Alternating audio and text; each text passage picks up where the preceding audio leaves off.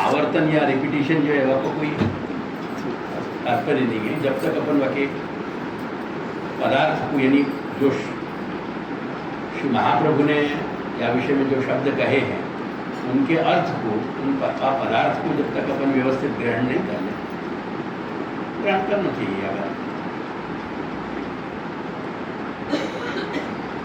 देखो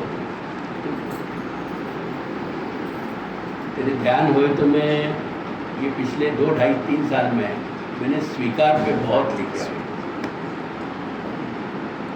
असल में कोविड के दरमियान धीरज के कुछ प्रश्न आते थे, तो धीरज के प्रश्नन के परिणाम स्वरूप मैंने ये स्वीकार पे लिखना शुरू किया और एक लंबी श्रृंखला वाक्य परिणाम सुनाई। जब मैं श्लोक वगैरह लिख देते हो, उनके अर्थ कर लेते हो, तो स्वयं धीरज बहुत ही गंभीरता से इन सब बातों को सुनते हो, समझते हो। स्वीकार की मैंने बहुत काफ़ी समय तक मैंने लंबो चलाया। ये जो श्री हरिराय चरण के वचन है ना, रसिक सदा फल रूप जानी के, वो क्या कह रहे हैं? वो यह स्वीकार को ही बता रहे हैं। अपन को अपने जीवन में जो अपनी दुनिया का जीवन है, जो मैं समझा तो आया हूँ, ये अपनी दुनिया का और सबकी दुनिया। तो अपनी दुनिया में अपन ये स्वतंत्र हैं, अपन हर चीज़ को जीवंत मान के स्वीकार है, क्योंकि वहाँ में दूसरे को कोई हस्तक्षेप है नहीं, इंटरफियरेंस है नहीं। दूसरे को इंटरफियरेंस हो तो अपनी बहुत सारी चीज़ें खड़ी हों, और जहाँ अपने खुद के जीवन को प्रश्न है, तो अपनी दुनिया में अपन कुछ ऐसा वातावरण क्रिएट कर सकें। तो ये स्वीकार है एक तरह को। अगर हम उनको एक तरह से परोक्ष मानते रहेंगे वस्तु को, अब जैसे ठाकुर जी अपने यहाँ विराजे, जो भी मनुष्य को स्वभाव है, मनुष्य की खुद की अपनी परिस्थितियाँ हैं, जो परिवेश में, जहाँ सेटअप में, जहाँ एनवायरनमेंट में वो अपने आप को एडजस्ट करना है, कहीं भी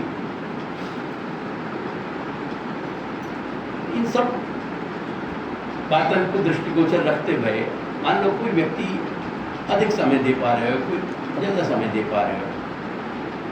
श्री महाप्रभु ने बात को बहुत प्रारंभ में ही निरूपण कर दिया कि एक का लंबा, दो का लंबा।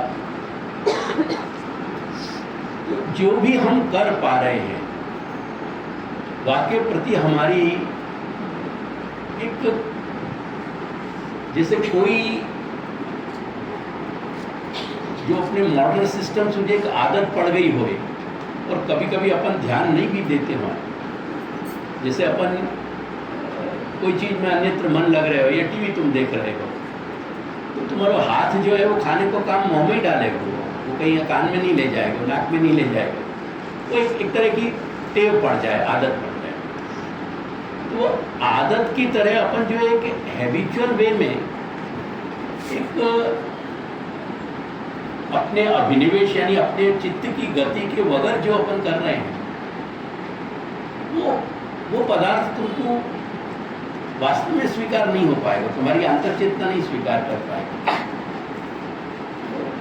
हम सेवा कर रहे हैं या स्मरण कर रहे हैं या श्रवण कर रहे हैं, वक्त हम जीवंत मान के करें ना, लाइव माने वक्त बिल्कुल कि ये फल रूप है।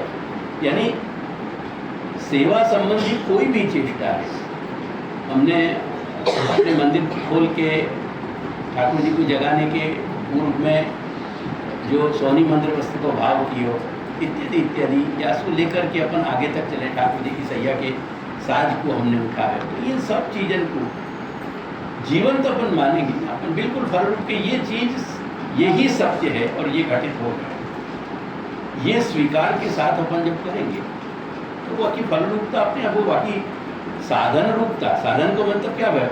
इनडायरेक्ट, क्योंकि साधन वो है जैसे कुछ फल मिल रहा है, तो वो फल से एक स्टेप नीचे आ गया। अपने यहाँ साधन और फल में कोई भेद माने भी नहीं है।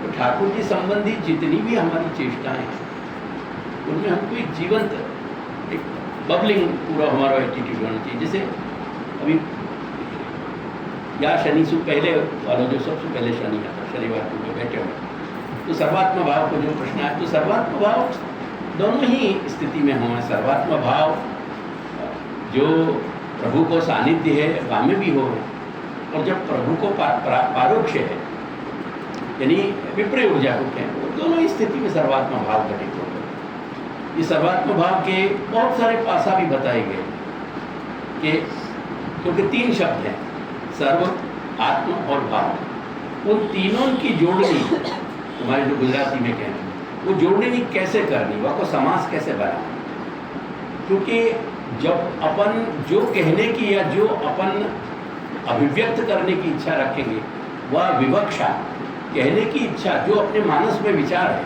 वह को जा ढंग से अपन प्रस्तुत करना चाह रहे हैं, जब जा तरीके से प्रेजेंट करना चाह रहे हैं, वह ढंग से वो समास को अर्थ घटित हो। तो सर्व शब्द को क्या अर्थ है, आत्म शब्द को क्या अर्थ है, भाव शब्द को क्या अर्थ है, ये तीनों वही हिसाब से चलेंगे। एक चतुश्लोकी जैसे छोटे से ग्रंथ पे अपन देखें तो सर्वात्म शब्द कुछ महाप्रभु ने कई रिपीटिशन दिए हैं। तो वो जो हर श्लोक में श्री महाप्रभु के चतुश्लोकी में आ रहे हैं, तो जहाँ जहाँ आए हुए वह के संदर्भ अपन को समझने चाहिए, वो क्या अर्थ में, वह कौन कौन से एस्पेक्ट्स जो अन्य समर्थ आचार्य भाई हैं उन्होंने अपन को समझाया है। तो ओवरऑल वह को पूरा तात्पर्य वहाँ भी वो स्वीकार में ही है।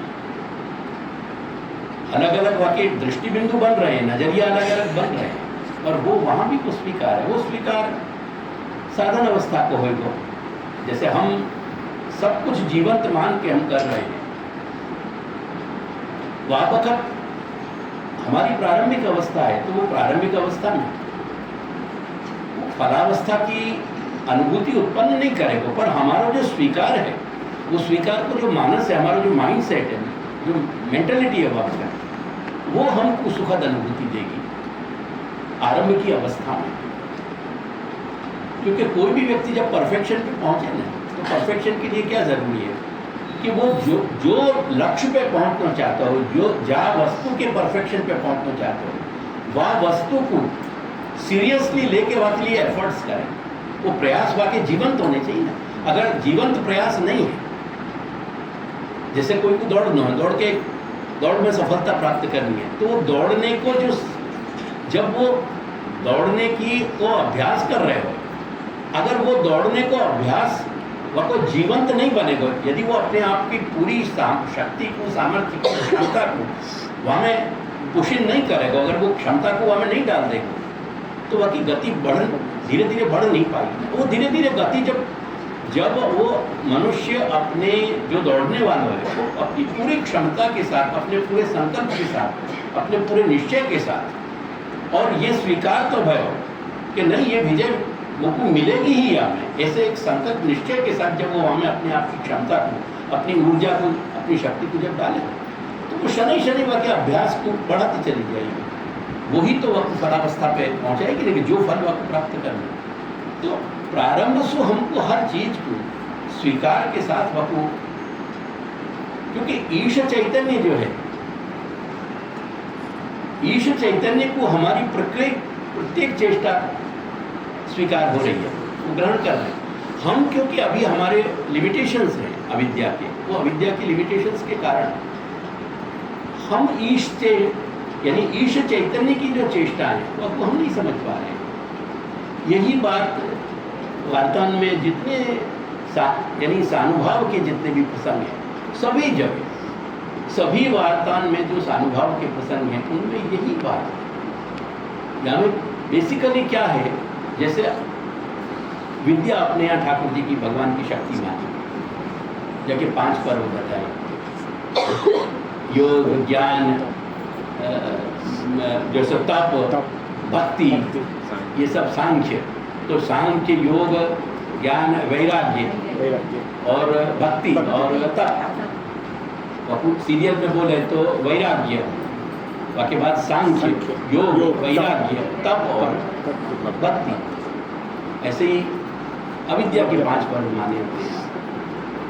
जैसे ये दोनों श्री प्रभु की पोटेंसी है, प्रभु की सामर्थ्य है, ऐसे ही पुष्टि जो है, जाको हम बहुत प्रयोग करें, पर प्राय अपने मार्ग के लोगों को भी पुष्टि, बस ठीक है, वह एक सामान्य अर्थ कृपा मान लें, पर वो पुष्टि जो है अपने आप में एक ऊर्जा है, अपने आप में एक सामर्थ्य है। वो पुष्टि जब जा घड़ी ऑपरेट होगी, वह घड़ी जीव चैतन्य भी जो है ईश चैतन्य को अनुभव कर पाए, वहाँ पुष्टि की बात है सारी, वो कृपा की बात है। या को अपन अक्षरावेश के रूप में अपन समझें, वो अक्षरावेश की भी जो सारी प्रोसेस है, जब वो श्री महाप्रभु ने षोडश ग्रंथ के प्रारंभ में ही कह दी तन्नवत। मैंने कल एक छोटे से जो लेख दिया परसों, हमें ये बात समझाई कि महाप्रभु की दो तरह की शैली है। श्री सुबोधनी इत्यादि ग्रंथ में जो शैली है वो लीला परक श्री महाप्रभु को उपदेश है। षोडश ग्रंथ में भी सर्वत्र भगवान ही कहे गए हैं, लेकिन षोडश ग्रंथ की विशेषकर जो शैली है वो कर्तव्य परक है। वो अपन को श्री महाप्रभु को समझाना चाह रहे हैं कि तुमको ये करना हो, तुम जब जीवंत स्वीकार मान के अपन वहाँ पहुँचेंगे तब वो सारी घटना, यानी हमारे जैसे मैंने कहा ना, जैसे अभ्यास कर रहे हो कोई व्यक्ति दौड़ने वाला, तो वो दौड़ने वाला जब अभ्यास करे तो वो अभ्यास में भी वह उतना ही पसीना निकले, उतना ही थके, उतनी वह की ऊर्जा जाए। ऐसे नहीं कि वह की ऊर्जा नहीं जा रही है, जो फाइनल पॉइंट पे जो वह दौड़ने को जो स्पर्धा है, वहाँ में जो वह को विजय दिलाने वाली बात है, वो वह की ऊर्जा ही है, वह को संकल्प ही है, तो वो वहाँ भी एक्टिवेट हो रहे हैं। जो प्रारंभिक अवस्था है, तो वो प्रारंभिक अवस्था में भी अपन हर चीज को अपने हृदय से आत्मचेतना से स्वीकार के जब चलेंगे तो वो हमें वो एक तरह की जो अनुभूति है, वो अनुभूति भगवत कृपा की व जो पुष्टि बल है, वह पुष्टि बल के कारण जो अपन को अपने भौतिक देहेंद्रिय प्राण अंतःकरण से भी वाक्य वाक क्षण में आधिदैविक, जैसे वार्तान में जहाँ जहाँ उनकी सानुभाव आ रहे हैं, तो उन क्षणों में तो उनको सानुभाव हो रहा है, वो आधिदैविकता को आवेश है। वो आधिदैविकता को आवेश कह लें, अक्षर को आवेश कह लें, या पुष्टि को बल कह लें। वो पुष्टि को बल जब ऑपरेट होएगा तो वो अपन को भी सारे स्पर्श होंगे, लेकिन वो स्पर्श जब तक नहीं हो रहे हैं तब तक हमारे पास, हर मनुष्य के पास, हर साधक के पास स्वीकार को जो बल है ना, वो बहुत बड़ा बल है। हमारी स्वीकृति को मतलब हाँ या ना कर देना, हाँ कर देना नहीं है मात्र। एक्सेप्टेंस को मतलब है कि तुम आपको होल हार्टेडली आपको स्वीकार रहे हैं, होल हार्टेडली तुम स्वीकार रहे हैं। जैसे स्नेह के जो उद्रेक के क्षण में कभी अपने बालक को अपन हृदय से लगाएं, कभी अपनी बच्ची को हृदय से लगाएं, तो वो ऐसे जो क्षण हमें जो बहुत अपवाद रूप क्षण है, रेयर क्षण है, बहुत समय के बाद अपना बालक मिले और बाबा के जब हृदय से लगा में, तो वो हृदय से जो एक शरीर दूसरे शरीर के निकट होके वाकई जो स्पर्श, त्वचा के जो चमड़ी के जो स्पर्श हैं वो तो है ही, लेकिन एक घड़ी वो में अंदर जाने को प्रयास करो, वो वहीं तक बात रुक नहीं जा रही है। वो जो स्पर्श है वो स्पर्श बहुत गहरे जा रहे हैं अंदर, जहां तुम अपने अंतःकरण में नहीं पहुंच सको, वो वहां तुमको छू रहे हैं वो क्षण। तो वो क्षण जो छू रहे हैं वो क्यों छू रहे हैं, तुम कभी विचार कर देखो। वो याद ही तुमको छू पा रहे हैं क्योंकि तुमने जो स्वीकार किया है अपने स्नेह को, अपने पुत्र के रूप में या पुत्री के रूप में या भ्राता के रूप में या भगिनी के रूप में या माता के रूप में या पिता के रूप में, वो तुम्हारा जो स्वीकार है, वो स्वीकार की जो एक ऊर्जा है, वो ऊर्जा तुम्हारे अंदर वह कोऑपरेटिव हो रही है, तुमको अनुभूति कर रहा है। तो स्वीकार करने को, ये बात हरिराय चरण अपन को राइट फ्रॉम बिगनिंग कहना चाहें कि तुम अपनी साधना जो स्वीकार कर रहे, जो प्रारंभ कर रहे हो, वह को मात्र एक तुम कर्मकांड की तरह, एक मात्र मैकेनिकली केवल एक मोटर सिस्टम से तुम्हारे मानस से कोई चीज़ घटित होती चली जा रही है, एक मशीन की तरह अपन चलते चले जा रहे हैं। अपन को बस मंगला से ठाकुर जी को जगा करके जब से घंटानाद किए तब से बस अपन कब शयन भोग करके और ठाकुर जी को पौड़ा के निकले, ये वहाँ दृष्टि अधिकतर लोगों की दृष्टि यही है। तुम देखो द मोमेंट वो ठाकुर जी की सेवा में एंटर होंगे ना, उनके माथे की जो पूरी प्रोसेस है, वो प्रोसेस उनको शयन तक ले जाए कि ये करना, ये करना, ये करना, ये करना, या कर बाद यार पढ़ा निकल जाए। और वो जो माथो तुम्हारा विचार तुम्हारे रेस कर रहे हैं, वो एक आगे तुमसे बढ़ रहे हैं। तो तुम सेवा करना नहीं चाह रहे हो, सेवा की स्वीकृति नहीं है, तुम सेवा नाम को एक मैकेनिकल प्रोसेस कंप्लीट करके और ठाकुर जी को पढ़ा के ये एक मिथ्या संतोष लेना चाह रहे हो कि तुमने सेवा कर लिया। बेसिकली तुम लोग एनालाइज करो, ये सारी तकलीफें अपने हर व्यक्ति, और याद यही उनको सेवा में कोई तरह के स्पर्श रोमांच, कहीं कोई उनको चमत्कृति महसूस ही नहीं होए। परिणाम ये आवे कि थोड़े समय में जाकर के सेवा उनके लिए एक बोझ बन जाए, ऊब बन जाए, वो ऊबने लगे सेवा। ऐसी सेवा करने का कोई तात्पर्य नहीं, या सेवा को कोई मतलब है ही नहीं। यदि वो स्वीकार जो है अपना, वो बहुत बड़ी चीज है। जाके जीवन में स्वीकार नहीं है, वाके जीवन में जो निषेध आएगा, अब निषेध भी अपने आप में ऊर्जा है। ऐसा नहीं कि निषेध ऊर्जा नहीं है। नेगेशन जो है, नेगेशन इटसेल्फ इज एनर्जी, वो भी एनर्जी है। तो वो ऊर्जा तुम्हारे अंदर अगर जब घुस गई, तो वह ऊर्जा की जो पूरी प्रोसेस है, वही डिस्ट्रक्टिव प्रोसेस है। वो कंस्ट्रक्टिव प्रोसेस है ही नहीं, वो प्रोडक्टिव प्रोसेस है ही नहीं, वो क्रिएटिव प्रोसेस है ही नहीं। वो प्रोसेस इटसेल्फ में अपने आप में जो है डिस्ट्रक्टिव करके मनुष्य कुंठित होने लग जाए। थोड़े दिन बाद चले आगे चलने के बाद फिर वो धीरे वाकई कोई परिणाम नहीं आ पा। ये सारी बात आज जिन घरन में सेवा विराज रही है, वहाँ ये सेवा के विषय में मेरे यहाँ से कहने को कोई उद्देश्य लक्ष्य नहीं है कि सेवा के विषय में करूँ। अब रहा सवाल देश काल की बात है, तो देखो देश काल की परिस्थिति में ये भी अपने आप में एक ऐसी समस्या है, लेकिन जहाँ समस्या को हम अनकॉन्शियसली, सबकॉन्शियसली या समस्या को सॉल्व नहीं करना चाह रहे हैं। मेरी यह समझ है, मेरी ये अनुभूति है। मैं जो लोगों को एट लार्ज देखूं, समझूं, मैं समझने को जो प्रयास किए मैंने, अगर हमारी इंटेंशन है कि हम या चीज़ को या समस्या को कोई समाधान निकालें, तो बेसिकली मनुष्य के नेचर में क्या हो गए, जब कोई भी तरह की समस्या सामने आवे, जब कोई भी तरह की उलझन सामने आवे, तो वो उलझन में से उलझन को ढूंढने को प्रयास करे, उलझन महसूस सुलझाव को, ये समाधान को वो प्रयास नहीं करे। यही चीज़ हमारा, यही एटीट्यूड, जब हमारा खुद का जो एटीट्यूड है, यही एटीट्यूड मोर और लेस हमारे जो हमारी इमीडिएट फैमिली है, निकट परिवार है, वहाँ पे रिफ्लेक्ट करे। अब सामाजिक ढांचा ही पूरा डिसइंटीग्रेट हो रहा है, वही बिखर रहा है।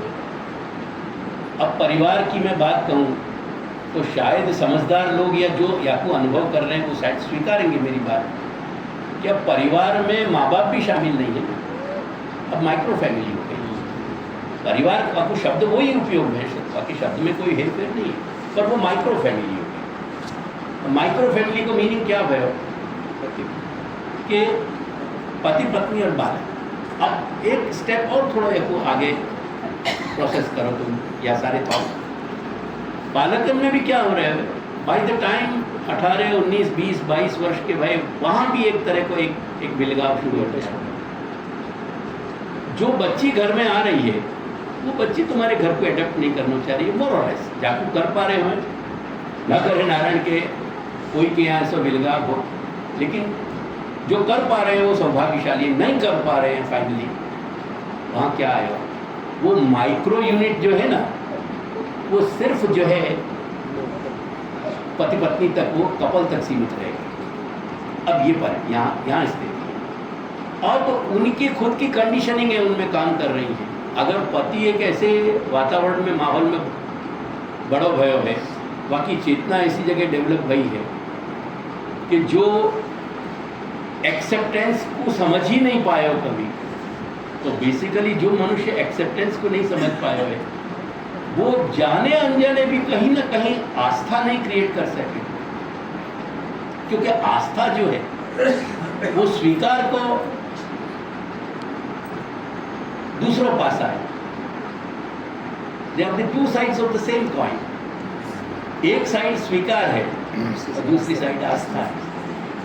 आस्था को मतलब क्या हो गया?ष्ठा धातु है।ष्ठा धातु का मतलब है गतिहीन हो जाना, स्थिर हो जाना, और आ को मतलब है चारों तरफ से समानता। तो चारों साइड से जो वस्तु या व्यक्ति कहीं स्थिर हो गया, केंद्रित हो गया, वह को नाम आस्था है। क्या है ये? दूसरे शब्द में जो श्रद्धा है वो स्वीकार को दूसरों ही रूप है, शब्द को फेर है, बात एक ही। श्रद्धा होने को मतलब क्या भयो? You accept it.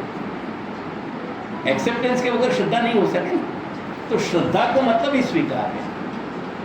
स्वीकार पहला चरण है, आस्था दूसरा चरण है। और वो आस्था, अब जैसे अपन ने कंस्ट्रक्शन के समय तुम देखो, जब सीमेंट डाल के ईंट लगाई जाए वहाँ पे ब्रिक, तो घंटा आधा घंटा में तुम कभी भी वक्त निकालने को प्रयास करोगे, निकल सको, निकल जाएगी।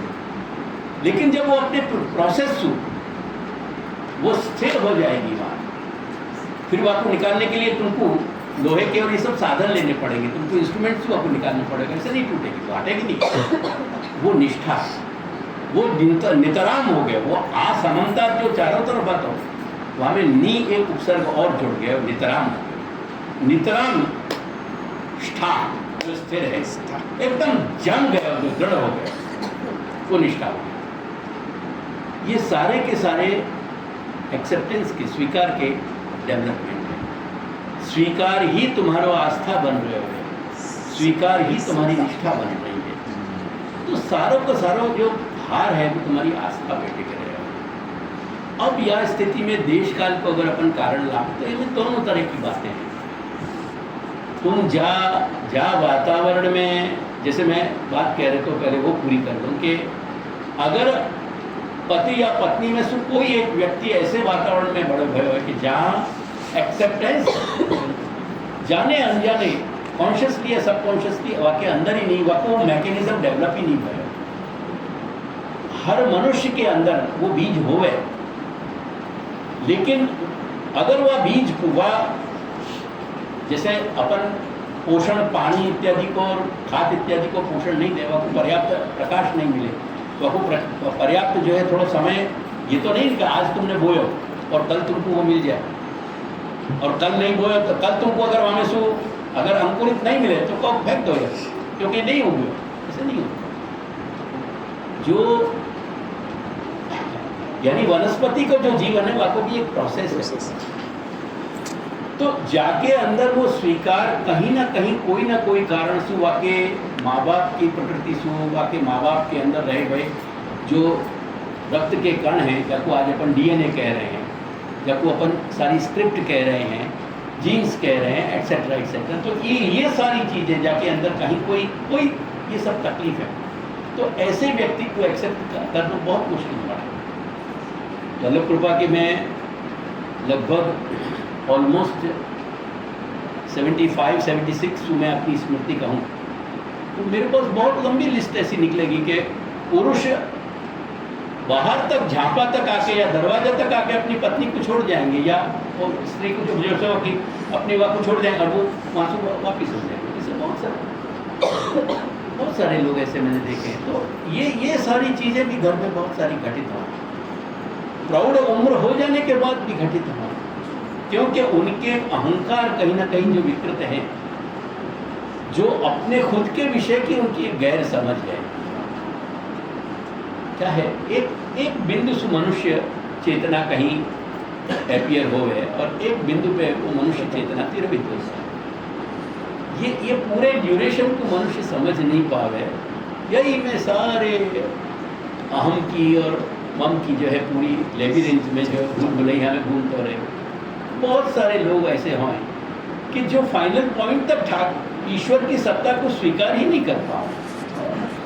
जब ईश्वर की सत्ता की स्वीकृति ही उनको नहीं हो पा रही है, ऐसे तुम्हारे बालक को जो समझो ऐसे वातावरण में तैयार भयो हो, या तुम्हारे ऐसे पति को या पुरुष को या पत्नी को, स्त्री को, तुम अगर मोटे तौर पे कंठी पहनने की भी अगर तुम आग्रह करोगे तो वो कंठी कैसे वाकई गले में आएगी तुम सोचो, वो आ ही नहीं पाएगी, वह कंठी को स्थान ही नहीं है।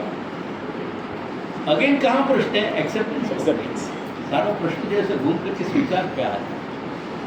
तो स्वीकार जहाँ डेवलप नहीं हो रहे और वाकई सामने निषेध जो भर जाए, अब जैसे जो शुष्क विज्ञान का पूरा विषय है या जो आजकल आधुनिक विषय पढ़ाए जा रहे हैं, उनमें तुम्हारे अंदर की श्रद्धा को मुखरित करने को वपू यानी अंकुरित करने को कोई तरह को पाठ बताया ही नहीं जा रहे हो, वपू हेल्प ही नहीं हुआ। यानी तुम देखो आज लेटली पिछले 40-50 वर्ष को तुम इतिहास देखो, मनुष्य के जीवन में सुंदर प्रकार के लेख, कविताएं, काव्य ये सब तिरोहित हो रहे हैं। आज हम अपनी मातृभाषा बराबर नहीं समझ पा रहे, ये परिस्थितियां आ रही हैं। तो ये ओवरऑल देश काल को इलाज जो है ना, वो रिपल हर व्यक्ति को इंडिविजुअल नेगोशिएट करना पड़ेगा। या के लिए कोई कीमिया नहीं है ऐसा, या के लिए कोई ऐसा जादू की पुड़िया नहीं है कि जादू की पुड़िया सुबह को ठीक कर दी है जादू भी, लेकिन जादू होने के लिए भी एक्सेप्टेंस है। जादूगर के पास जाओगे ना, और अगर तुम ओपन नहीं हो, वो जब आपको जादू तुम पे काम नहीं करेगा, वहाँ भी तुमको एक्सेप्टेंस चाहिए। टू दी एक्सटेंट एक बात तुमको समझाऊँ,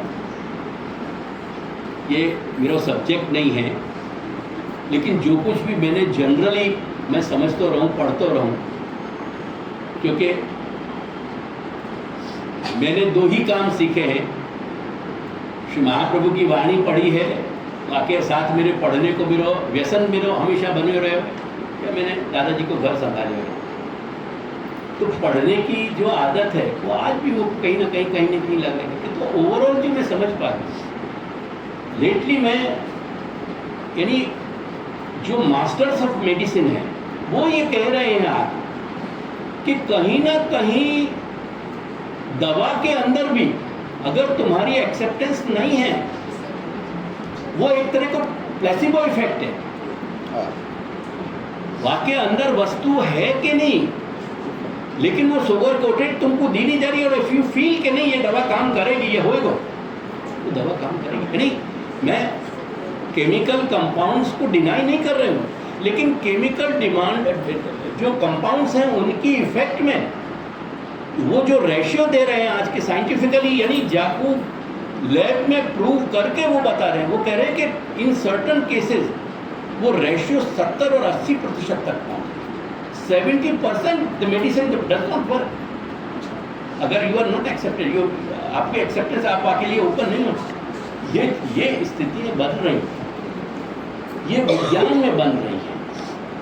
तो ये पूरा क्षेत्र इतना कॉम्प्लिकेटेड है ना, यानी तुमको हर व्यक्ति को, हर साधक को अब अपनी दुनिया अपने ढंग से बनानी है।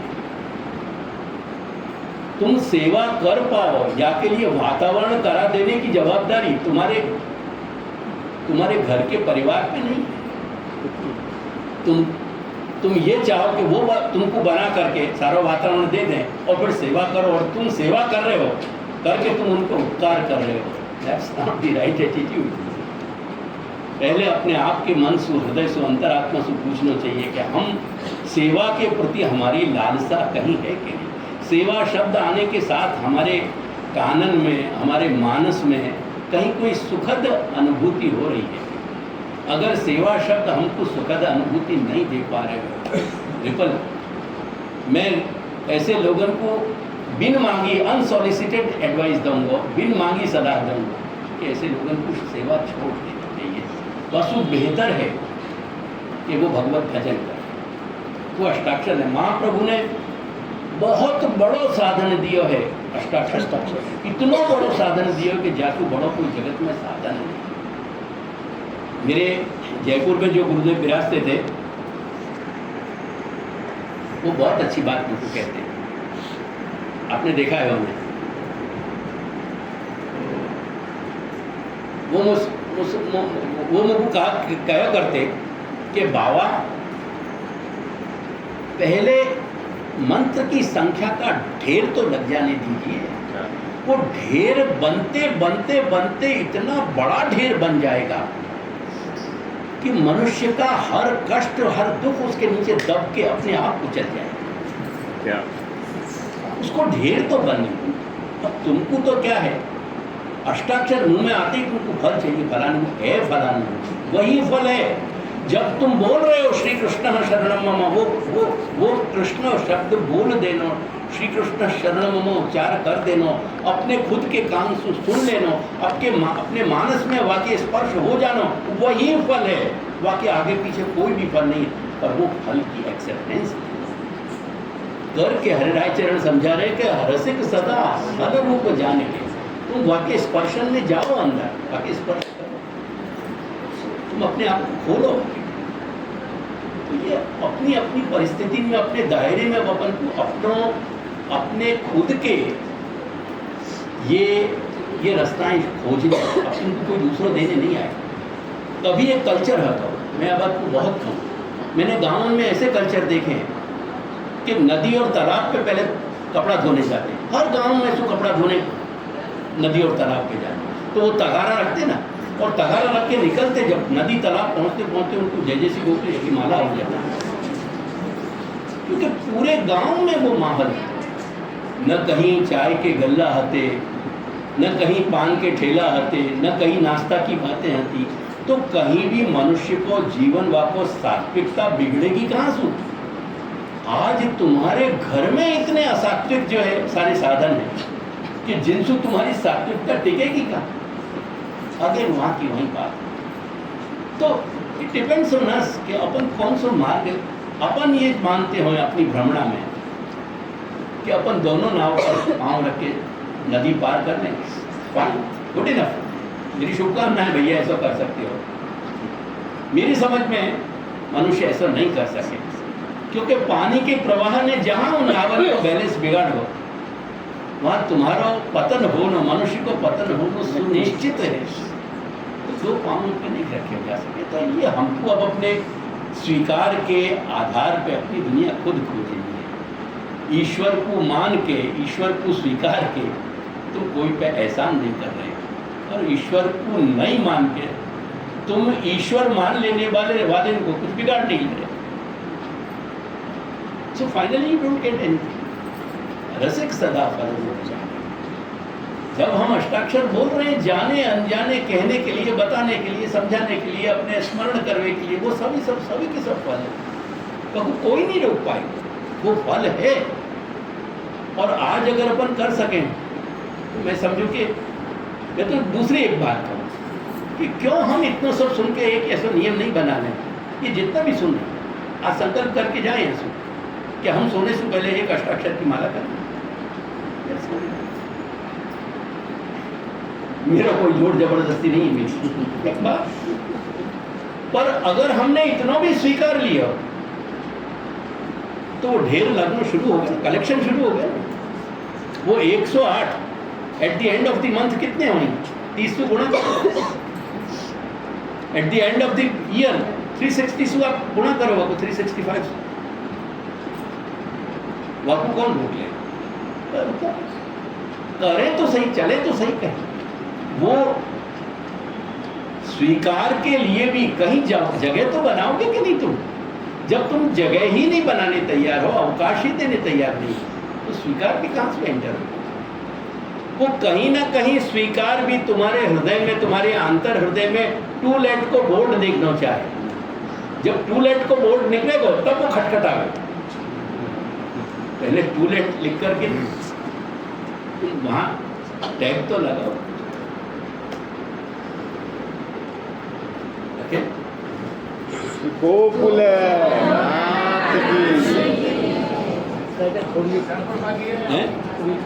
हाँ पूछिए।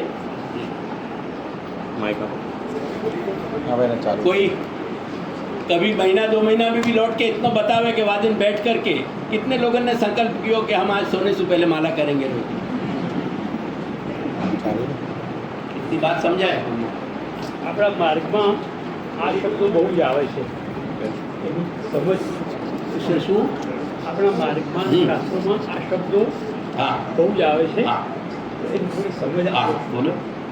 અક્ષરધામ, હા સ્વર્ગ, હા ગોલોકધામ, હમ, બ્રહ્માંડ, પરલોક, હમ, બ્રહ્મલોક, હમ, વૈકુંઠ, હમ. रमा वैकुंठ, आदि वैकुंठ, जाति वैकुंठ, महावैकुंठ. देखिए अपन प्रारंभ से ही कर चले वहाँ तो आपने सबसे पहले क्या कहा? अक्षरधाम. तो ये આપણે ગીતામાં જોઈએ ને તો આ વસ્તુ શ્રી મહાપ્રભુ ભગવાન પોતે પોતાના શ્રી મુક્તિ આજ્ञा કરે છે અને अर्जुनને वो बता रहे हैं कि जो मेरे धाम यानी मेरा जहाँ स्थान है, मैं जहाँ रहता हूँ, वो अक्षर है. अक्षर है. अक्षर का मतलब क्या हुआ? अक्षर जो है ना, अपनी इंद्रियों से अपन अक्षर को अपन नहीं देख सकते. अक्षर जो है, अक्षर ब्रह्म वाकी का जो यानी वाको जो अस्तित्व है वो अस्तित्व नॉन फिजिकल है. तो फिजिकली अपन वो देख नहीं सके, लेकिन अक्षर की अनुभूति अपन को हो सके. और दूसरे शब्द में जो भगवत गुणगान यानी यश या महिमा है, वो महिमा भी शब्द ब्रह्म के रूप में रही गई, वो भी अक्षर ब्रह्म है, वो भी अक्षर है. तो ये मोटे तौर पे कह रहे हैं फिर ताकि सटल अपन विवेचन में जा सकें. तो अक्षर जो है अपन जैसे गुजराती में बोले कि छे, अपन हिंदी में बोले है. एग्जैक्टली अक्षर को मतलब ही होना है. यानी अगर अक्षर अपनी प्रकट अवस्था में नहीं है, सच्चिदानंद जो तीनों हैं वामे શું सच्चिदानंद जब प्रकट अवस्था में हो, जब अनफोल्ड हो गए, जरा अनफोल्ड था. जैसे मैं एक बात आपको कहूँ, जब अगर बघार लगाया जाए बस पहले बाकी गंध आवे अपने नाक में नहीं आवे, पर जब अगर बघार लगाया जाए अपन दूसरे रूम में भी बैठे तो अपन गंध आवे कि नहीं आवे? आवे ना गंध. तो वो अपन ने जो मसाले पदार्थ जो होते ना वो तब तक अपनी प्रकट अवस्था में नहीं आते, लेकिन अग्नि में घी या तेल में आपने जब वो उन मसाले इनको डाले हो, डालने के साथ उनके अंदर रही भाई जो जो भिन्न भिन्न गुण हैं, वो गुण जो है अपने आप में अनफोल्ड होने लगे. मेरी बात समझे? वो अनफोल्ड होने लगे ना तो वो गंध के जो स्पर्श हैं वो सच्चे हैं कि नहीं? हो रहे हैं.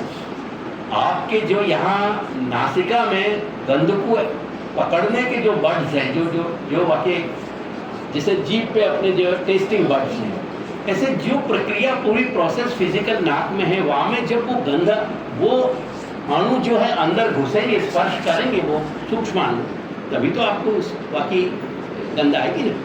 तो ये अनफोल्डिंग प्रोसेस है. यानी जब परब्रह्म परमात्मा ये विचार करे कि मैं एक हूँ, उनको आनंद मजा नहीं आ रही है अकेले, मैं एक हूँ और अनेक हो जाऊँ. दैट वेरी मोमेंट, क्योंकि भगवान की इच्छा में और घटना घटित होने में अंतर नहीं, वो दोनों एक. तो वो इच्छा जब घटित भई, अनफोल्ड भई, वो अनफोल्डिंग प्रोसेस को नाम है सच्चिदानंद अक्षर. वो अनफोल्डिंग जो प्रोसेस है वो प्रोसेस इटसेल्फ अक्षर ब्रह्म है. जाति ने ब्रह्म ये विचार करे कि मैं एकाकी आत्मरमण करूं, बाद में वो पूरा जो अक्षर को अनफोल्ड भरे वो टोटली फोल्ड हो जाएगा. ये या कि अपने यहाँ वैदिक प्रक्रिया बताएंगे. सबसे बड़ी मजेदार बात क्या है, तो अपन को व्यापार शब्द में हो रहा है, तो शब्द को ये आपकी जिज्ञासा भी शब्द सुन नहीं आती, तो मैं वह जिज्ञासा को ग्रहण नहीं कर पाता. मैं अगर इन शब्दों में आपको उत्तर नहीं देता तो आप बाकी समाधान को नहीं पकड़ पाते. करके ब्रह्म शब्द के साथ एक और शब्द जोड़ोगे हो, ब्रह्मवाद. वाद को मतलब क्या है? वदली. जो प्रकट वाणी है, जो जिन शब्द ध्वनि को सुन पा रहे हैं वह को मतलब वाद. तो ब्रह्मवाद को समझो जा सके है साधन अवस्था में, लेकिन जब हमारी साधन अवस्था को परिपाक हुए तब हम ब्रह्म की अनुभूति कर सकते हैं. वास्तव पहले वो अनुभूति नहीं होता है. तो अक्षर ब्रह्म जो है वो ब्रह्म को स्थान है. ब्रह्म कहाँ रह रहे हैं? वहाँ प्रश्न कर रहे हैं उपनिषद में कि ब्रह्म जो है वो कहाँ स्थित हो गए. तो उपनिषद की ऋचाएं, उपनिषद की जो भगवती श्रुति है वो स्वयं आज्ञा कर रही है कि स्वयं महिने प्रतिष्ठिता। कहाँ है वो? अपनी महिमा में प्रतिष्ठित है। ये जितनों अपन यशोगान गान कर रहे हैं जी, ये जितनों शास्त्र वचन है, इन शास्त्र वचनन की जितनी ध्वनियाँ हैं उन वो सबन में वो ब्रह्म विराजमान है। क्योंकि ब्रह्म को विराजने के लिए ईंट पत्थर तो बने हुए कमरा नहीं चाहिए, अक्षर ब्रह्म की इमारत चाहिए। वो अक्षर ब्रह्म ही जब अपन लीला के जगत की दृष्टि से देखेंगे तो वो व्यापी वैकुंठ कहलाएगा। वही वो व्यापी वैकुंठ में ही वो भक्त के हृदय की जो भक्ति के भाव हैं वो वहाँ आधिदैविक रूप में है। यानी हमारी दृष्टि से जो फॉर्मलेस जगत है वह फॉर्मलेस जगत में ही वाको वो सारी फॉर्म दिखाई देंगी, वाको अनुभव आएंगी, क्योंकि वो वाको स्तर भी नॉन फिजिकल हो गए। जब हम भौतिकता से ऊपर उठ के आध्यात्म में पहुंचे, आध्यात्म को मतलब ये है, आध्यात्म का तात्पर्य ही ये है, और आध्यात्म को भी यानी अक्षर को भी सामर्थ्य देने वालों कौन है? वो आनंद तत्व है। तो आनंद आधिदैविक अपने यहाँ कहे गए, यानी नॉन फिजिकली भी वो जितनी इंद्रियां हैं हमारे अंदर, जिन इंद्रियों के आधार पे हम जगत को समझ पा रहे हैं, वो सारी अनुभूतियां कराने का उसमें सामर्थ्य है, वो आनंद में है। थोड़ा अपन जॉगिंग करें ना, मेंटल जॉगिंग रमेश भाई, तो थोड़ी ज़्यादा अच्छी है बात है। मेरे गुरुदेव को जब सर्वप्रथम 1966 में मेरे साक्षात्कार भया, वाकई बात जब मैं 1967 में किशनगढ़ जब पहली बार गया, मेरे 66 में मेरे गुरुदेव की पहली बार एक समारोह में दर्शन किए। मेरे परम गुरु श्री दीक्षित जी महाराज को संग लेकर उनके कंधा पे, दादा के कंधा पे हाथ आता पधार रहे थे प्रस्ताव। वहाँ मेरा सबसे पहले वो घटना में नहीं जाऊँगा मैं, तो मैंने जब उनको विनती करी कि मेरे आपसे पढ़ना है, तो दादा ने मुझको दो आज्ञा करी कि एक तो भूखे रहने की सामर्थ्य लेके आई हो, क्योंकि मेरे यहाँ भोजन की कोई बहुत अच्छी व्यवस्था नहीं है, और गर्मी सहन करने की सामर्थ्य लेके आई हो। ये दो कैपेसिटी लेके आई हो तो किशनगढ़ में पढ़े। इन दोनों कैपेसिटी के संग मैंने दादा को विनती करी कि दोनों ही अभ्यास है ना, क्योंकि मेरे जीवन के प्रारंभ के दिन ऐसे गए हैं कि हमें भूख भी देखी है, फटे भाई कपड़ा भी देखे हैं, सिमे भाई कपड़ा भी पहने, थेगड़ी भाई कपड़ा पहने, वो भी सब दिन गए। तो मैंने कि मैं ऑलरेडी ट्रेन हूँ। 67 में जब मैं गया तब मुझको गुरुदेव ने ये बात समझाई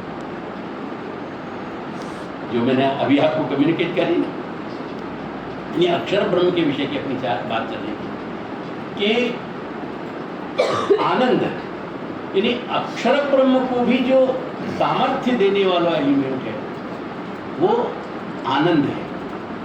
वो आनंद के कारण अक्षर ब्रह्म भी अपनी यानी अभौतिक अवस्था में स्थित हो रहे हो, टिक रहे हो, वह कारण आनंद है।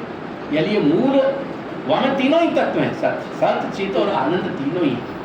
तो वही जब भक्त की दृष्टि से भक्त के भाव में जब परिणित होएगा, आप देखो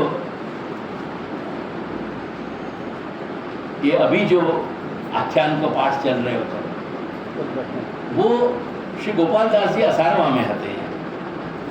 वो 1200 किलोमीटर की डिस्टेंस पे जो व्रज के उनको दर्शन पाए, वो व्रज के आधिदैविक दर्शन पाए। वो नॉन फिजिकल वर्ल्ड है, और उनको वहाँ श्री गिरिराज जो है मणिमय दर्शन है, श्री यमुना के जो है किनारे जो है रत्न जटित उनको अनुभव है, इत्यादि इत्यादि इत्यादि। यही अपने यहाँ व्रज की एक जो अनुभूति करी भक्तन ने, वो कमलात्मक भी करी। जैसे सहस्र वाक्य अनेक वाक्य जो है कमल के पत्ता हो, ऐसे कमल के रूप में भी व्रज की अपने भक्तन ने एक अनुभूति करी। कहने को तात्पर्य ये है कि जो हम व्यापी वैकुंठ कह रहे हैं, वो व्यापी वैकुंठ भी अक्षर में ही है। रमा वैकुंठ और ये थोड़े लीला भेद से इनके फर्क है।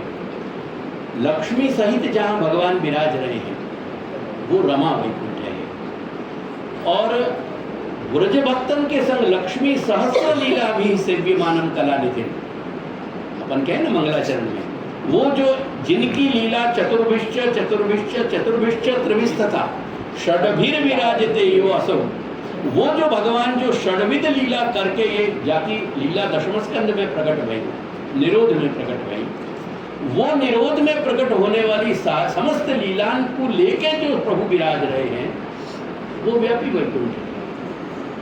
तो वो व्यापी वैकुंठ है, जहाँ लक्ष्मी के संग विराज रही है वो रमा वैकुंठ है।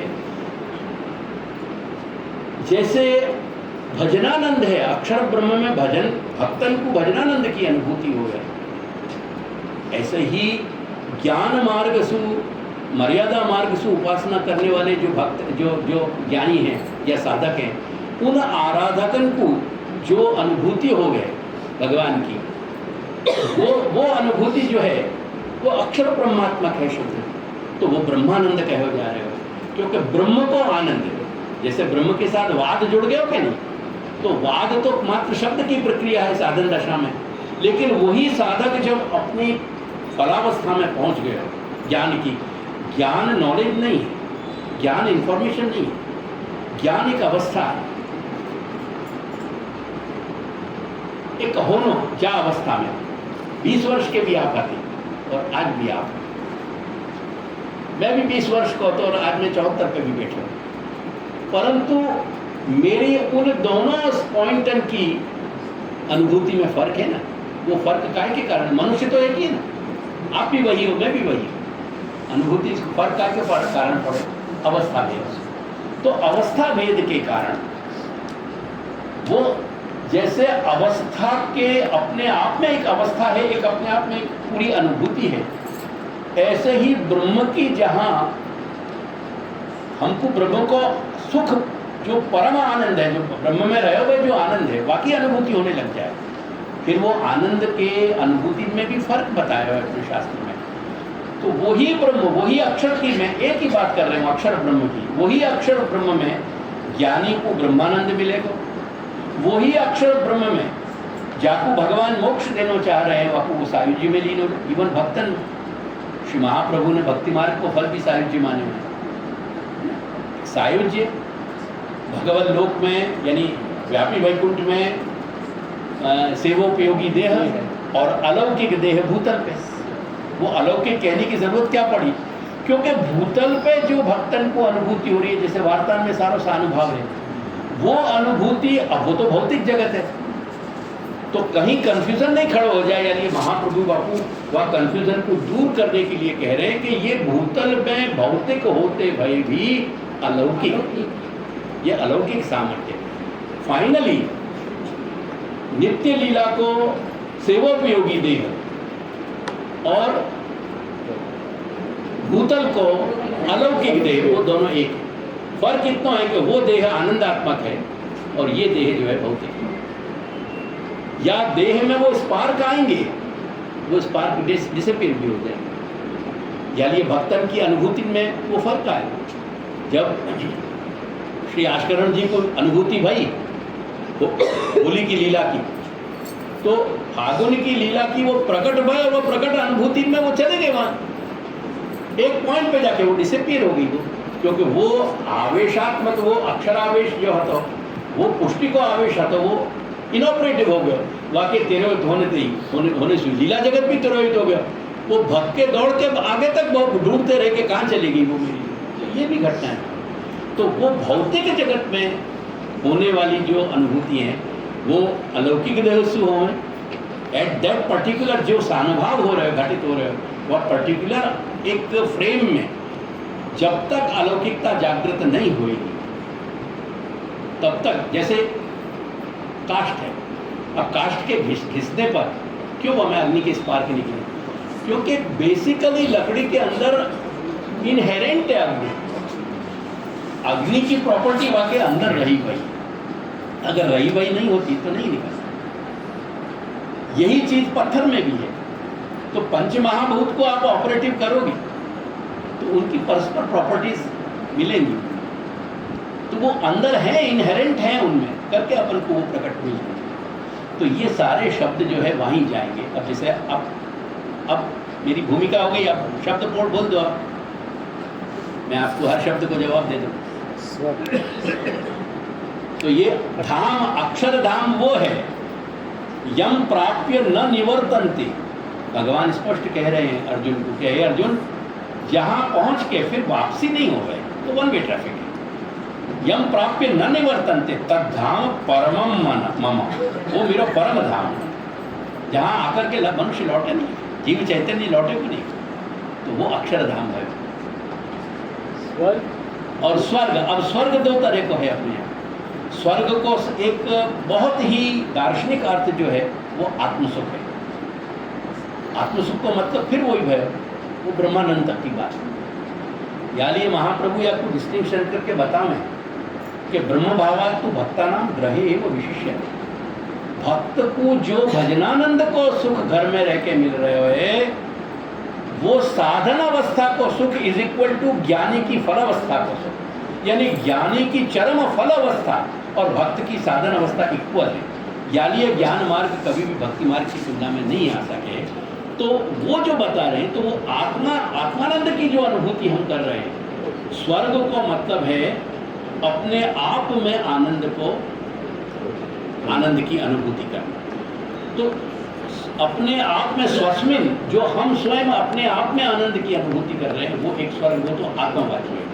यानी यही निष्काम यज्ञ जब पहले किए जाते थे और जब यज्ञ याग के साधन संभव आते, जब सभी द्रव्य शुद्ध आते, श्री महाप्रभु ने यानी ये स्पष्टता करी कि द्रव्य काल, द्रव्य देश काल, मंत्र द्रव्य कुछ भी अब शुद्ध नहीं करता का कार्य था कोई भी करके आज वो याग संभव ही नहीं है।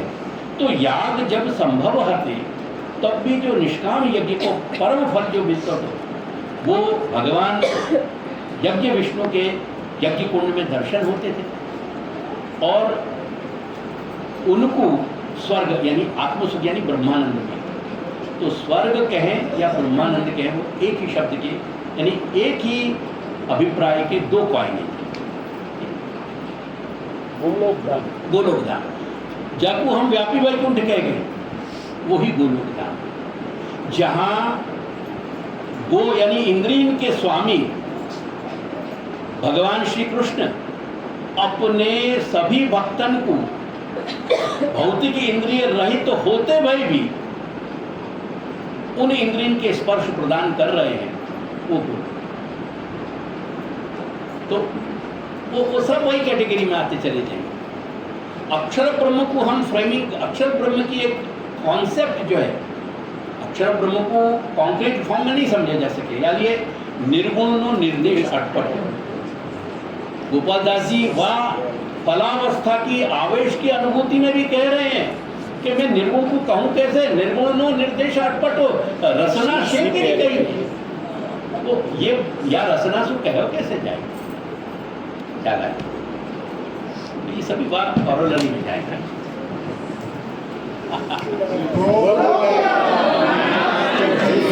बाकी आई जाओ।